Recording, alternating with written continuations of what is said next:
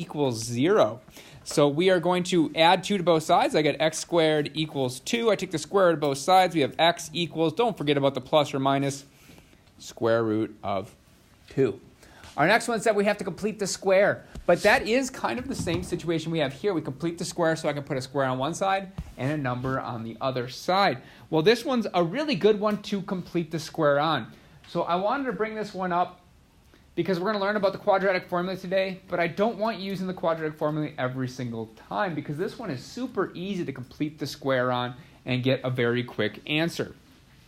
So to complete the square, we are going to have y squared minus 4y plus something equals 1 plus something. And that something is going to be your b value, which in this case is negative 4. So we have negative 4. All right, so we're going to have negative 4 divided by 2 squared, which means on the other side I'm going to have a negative 4 divided by 2 squared as well. It's just your b value divided by 2. Our b value happens to be negative. So what we're going to do is we're going to make sure we have y minus some number because we have to end up with a negative value.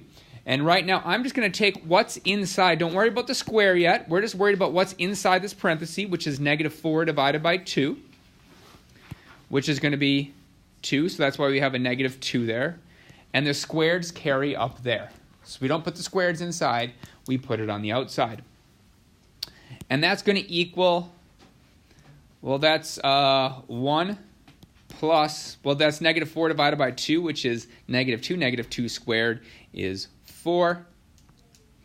So then we have y minus 2 squared equals 5. Now we just go ahead and take the square root of both sides.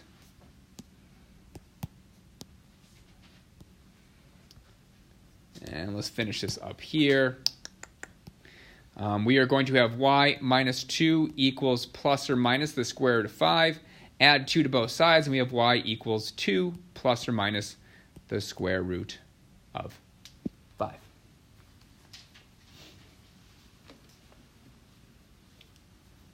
Any questions on any one of those steps?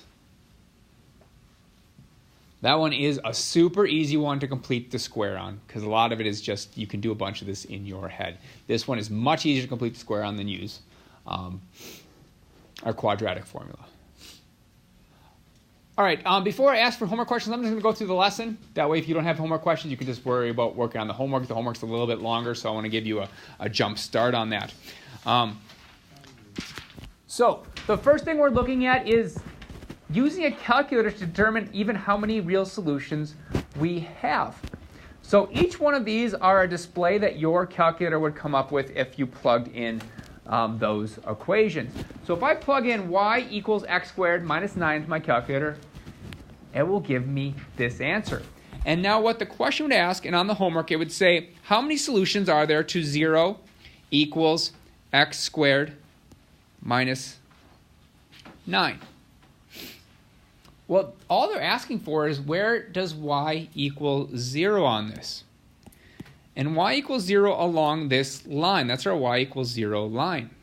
So how many solutions this has is how many times it crosses that line. And that's going to be 1, 2 solutions. And in fact, I know the answers. These cross right at negative 3 and positive 3 are our two answers.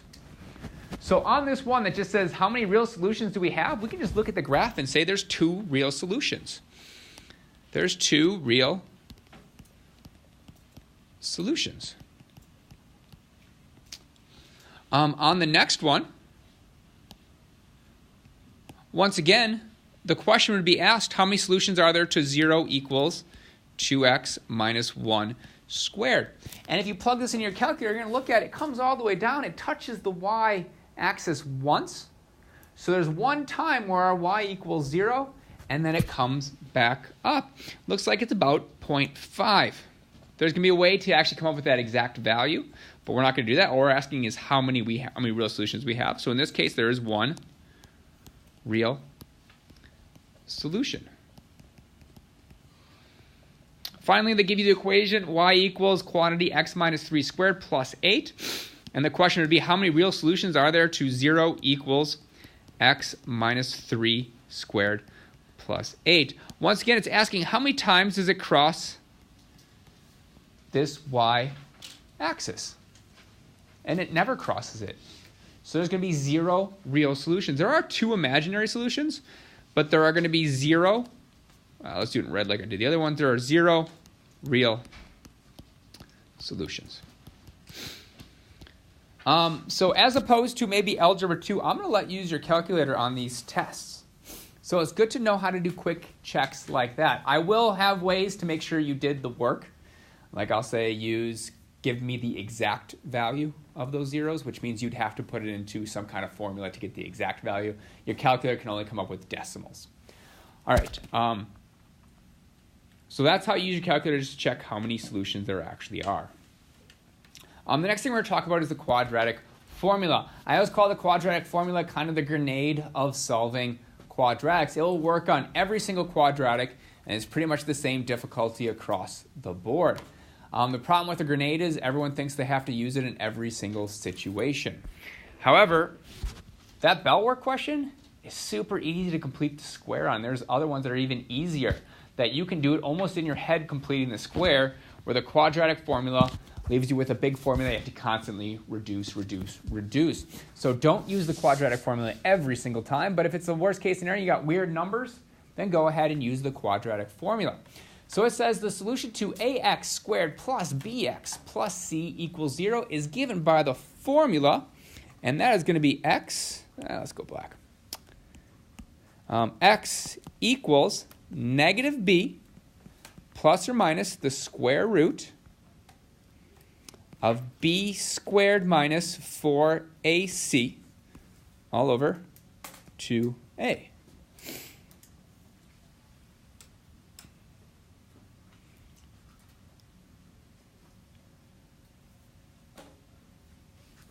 So all you need to know is what your A value is, what your C value is, and what your B value is. You plug it in, you chug away, and you simplify.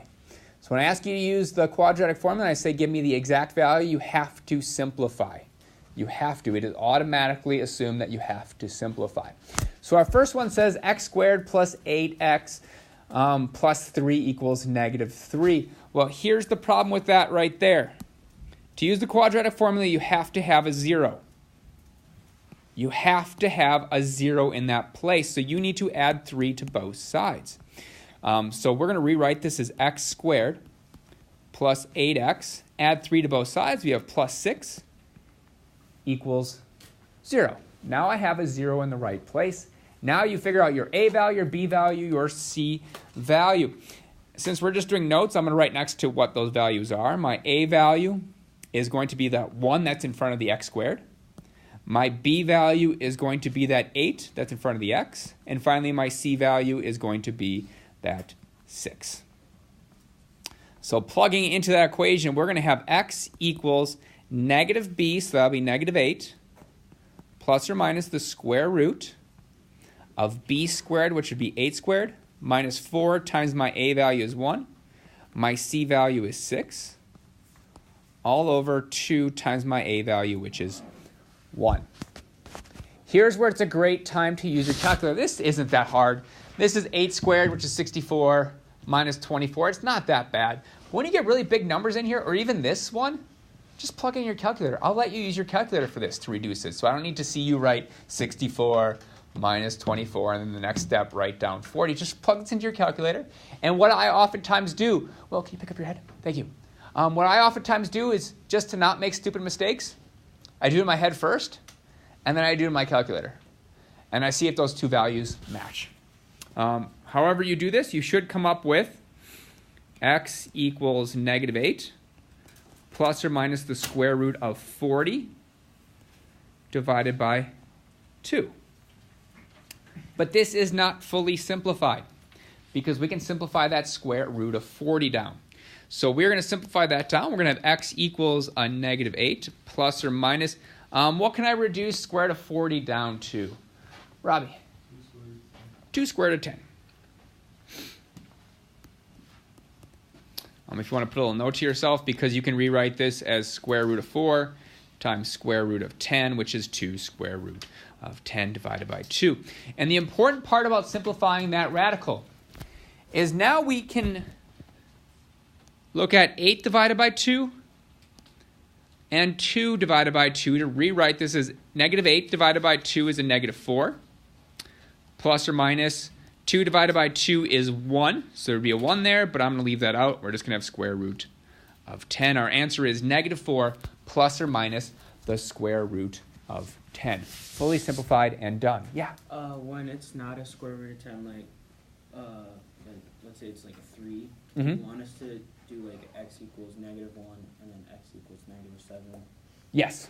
Okay. Yes. So what I think Pablo is asking me is, what if it's not a square root of 10? So this is a complete answer. Negative 4 plus or minus square root of 10. That is a complete answer. If this would have actually just been 10, that would not be a correct answer, because you would have to show me both of those things. You'd have to say negative 4 plus 10 is 6 and negative 14. Don't make me do work. I don't need to do work here because you can't simplify it, right? You have both your answers right there. But if you can simplify it, do it, because otherwise you're making me do work and I'll do it wrong every single time. Go ahead and do the next one if you haven't already. I will start it, and I'll actually put down the answer if I remember it. I think I know it. All right.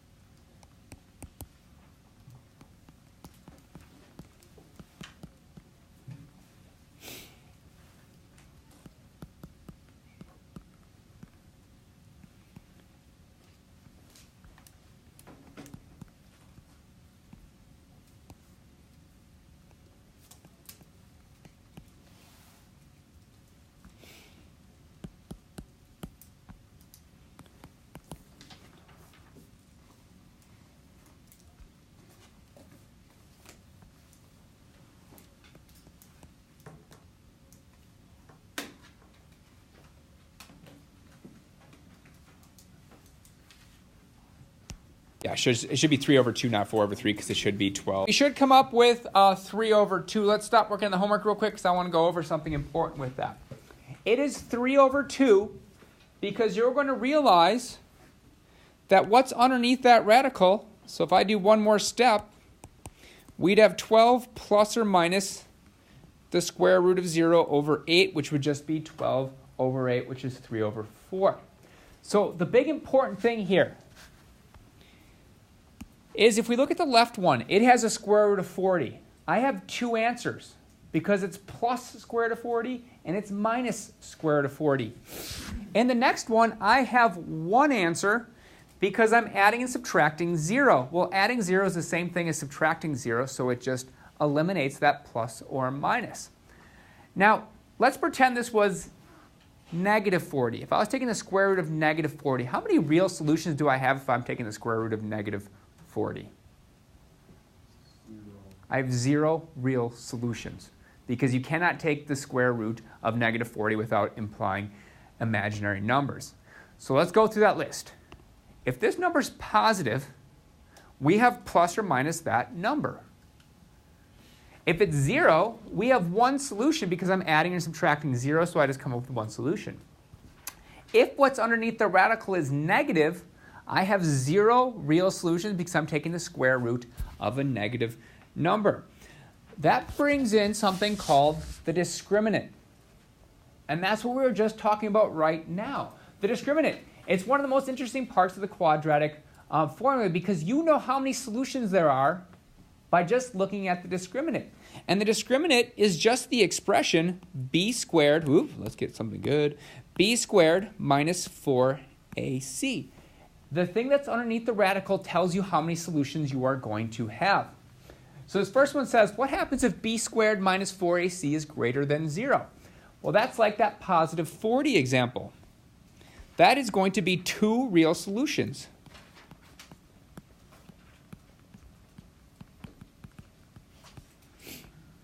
And that's because you'll have plus or minus, say, that's 40 that we had on the other side. It gives you 2 solutions. You're adding 40 and you're subtracting square root of 40. as well. When it equals 0, you are just going to have one real solution because you are no longer adding or subtracting a number because you'd be adding or subtracting square root of 0, which would be just adding and subtracting 0. Doesn't affect the problem. So that 0 gets rid of that adding and subtracting. The final one says b squared minus 4ac is less than 0. That is going to be 0 real solutions. And that's because you'd be taking the square root of a negative number. Say it's negative 33. That's going to be imaginary.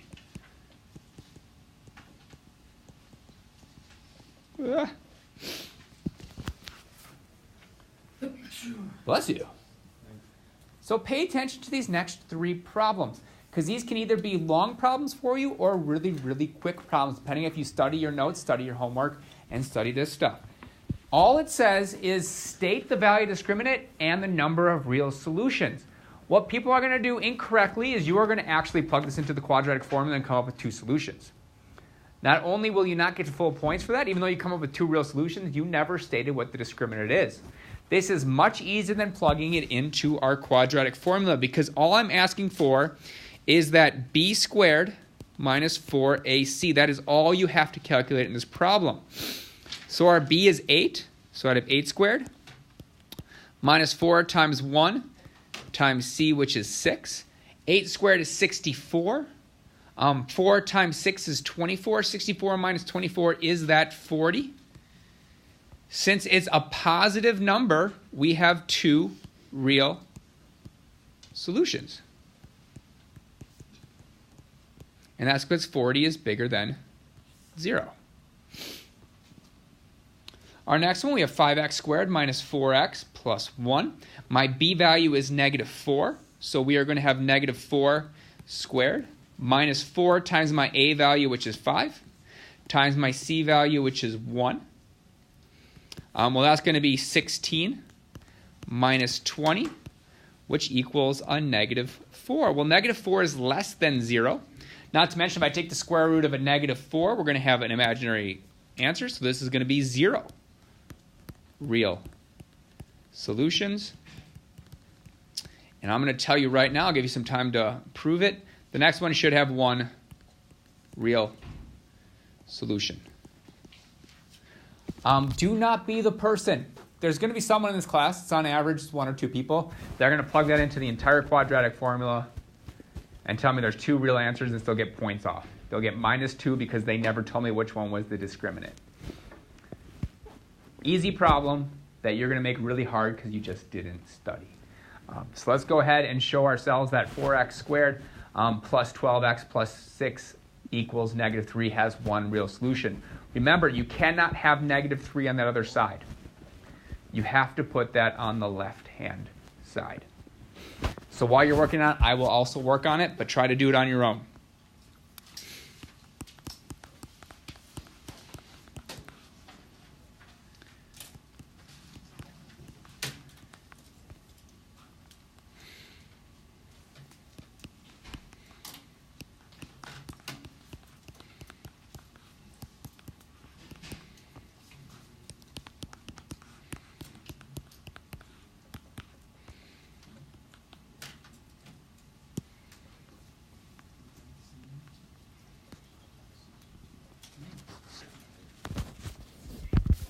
All right, so there's 1 real answer because 144 minus 144 is 0. The only way that you don't come up with 0 is if you forget to move the 3 to this side. Remember, with the quadratic formula, it always has to be equal to 0. With factoring, it always has to be equal to 0. The only time you do not care it's equal to 0 is when you're completing the square. You, in fact, want all your numbers on the right-hand side. So except for completing the square, you're going to want to make sure you have a 0 so you can factor or you can use the quadratic formula. Any question on the discriminant? Super easy if you study, super hard if you do not. All right, then let's go ahead and ask questions from the homework. If you don't have questions from the homework, you can go ahead and start. You don't have to pay attention to this, but if you have questions on the homework, please ask now. Lizzie. 39. All right. All right, Lizzie asked, I already forgot. 39. Okay, 39. 39 is probably the same as 37. Same type of problem. So 39 says that we have 3x squared plus 2x plus 1 equals 0. Now it says we have to complete the square. In order to complete the square, I need to have a 1 in front of that x squared. In order to have a 1 in front of that x squared, I need to divide everything by 3. So I need to get rid of that 3, so I divide everything by 3. That's going to give me x squared plus 2 over 3x plus 1 over 3 equals 0. My next step with completing the square is get rid of that c value they gave me. So I'm going to have x squared plus 2 over 3x plus something to complete the square. But I'm going to move that negative 1/3 to this side, and we're going to add that same thing I added there. Well, what we put in those blanks is that b value divided by 2 squared. My b value is a fraction. That's okay. You're just going to take that fraction, that 2 over 3, and divide by 2 and square it. Which means here I have 2 over 3 divided by 2 squared. Really quick little side work up on the right-hand corner. 2 over 3 divided by 2, keep change flip, would be 2 over 3 times the reciprocal of 2 would be 1/2, which equals 2 over 6, which equals 1/3. So I, in fact, am doing 1/3 squared and 1/3 squared. Well, completing the square, we're going to take the x down there, and we're going to take whatever's inside the parenthesis and put it right there. Well, we just said 2 divided by 3 divided by 2 equals 1/3, and we put the square up there. Remember, it's what's in the parenthesis that goes here. Not the square, just what's in the parenthesis. The square goes up here. What's inside the parenthesis goes there, just like the x goes here. All right, and that's going to equal negative 1/3 plus, well, remember that's 1/3 squared, so this is actually going to be 1 over 9. I would probably change this to 3 over 9. Let me just quick do some work over here. So that would equal 1/3 plus 1/3 squared. That's where I got all those values from down here. All right, now it's just simplifying. It is x plus 1/3 squared equals negative 3 plus 1 is going to be a negative 2 over 9. Well, when I take the square root of both sides, to get rid of that square, I'm going to be left with that. Well, that's going to be x plus 1 over 3 equals, well, rather than doing the square root of negative 2, I'm going to rewrite square root of negative 2 as I times square root of 2 over the square root of 9, which is 3, and it's plus or minus. Let's finish this up here. I would subtract 1/3 from both sides to give me x equals negative 1/3 plus or minus I times square root of 2 over 3, which is going to give me x equals negative 1 plus or minus I times the square root of 2 over 3. I believe that is the correct answer. But it really is no difference than the ones before it. It's just you have to deal with those fractions and you have to keep pushing forward. If you did everything right, if you divided by 3, if you came up with your own completing the square and you move that negative 1/3 to the side and you made mistakes with the fractions, you will still get most of those points. Because most of your points come from, did you divide by 3? Did you move this 1/3 to the side? Did you try to come up with your own thing to complete the square? Finishing it off is just the rest, like 1 point. All right, so you probably lose half a point if you made a mistake with the fraction. Lizzie, does that make it a little more clear? Do you realize where you? Yeah, absolutely. Other questions? Yeah. What's 23? All right, 23. If you did not get 23, now the time's to pay attention because this is an easy one to mess up on the test. It says y minus 3, y plus 4 equals 30. Now, the whole thing about factoring something is you have to use the zero product property, which says something times something equals 0. There is no 30 product property. There is no way to say y minus 3 equals 30. So this is a no-go. This is 3.5 points off if you go y minus 3 equals 30 and y plus 4 equals 30. That is minus 3.5 points if you solve those. That is meaningless because you are not using the zero product property. Instead, you have to think to yourself, if I'm factoring, there has to be a 0 on that side.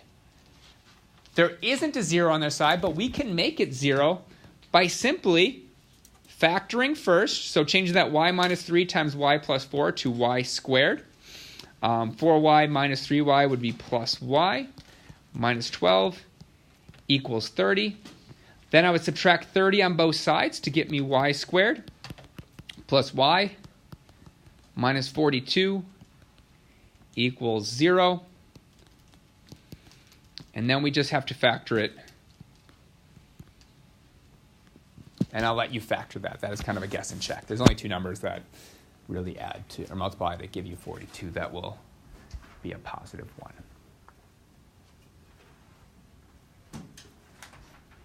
1. Nate, is that far enough, you think? Yeah. Okay, good.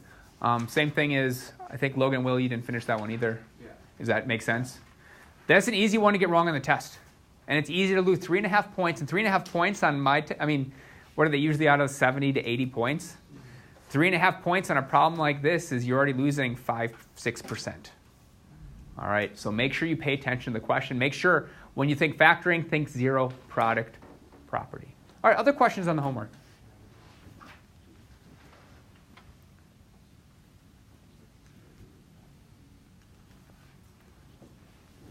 All right, then I'll assume we are good on the rest. Yeah. Question on this one? Yeah. So we literally just look at here and find like what. Literally.